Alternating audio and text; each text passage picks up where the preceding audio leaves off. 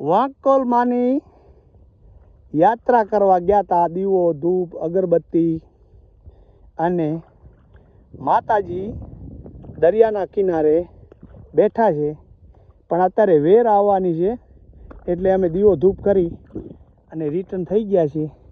અને સામે આ બાજુ માતાજી બેઠા છે સામે ત્યાં, અને ગારો અને ખીચડમાં પડતા હવે અમે રિટર્ન થયા છીએ. માતાજીનું દીવો ધૂપ કરીને ધજા ચડાવી, એક ધજા આડી હતી ઊભી કરી, પણ અમારી રિટર્ન યાત્રા ત્યાં બહુ ઊંડું પાણી છે, ત્યાં તેની વિડીયો હું તમને ચાલુ કરીશ કે કેવું લાગે છે. જુઓ છો કે વિડીયા તમે આસાનીથી જુઓ છો.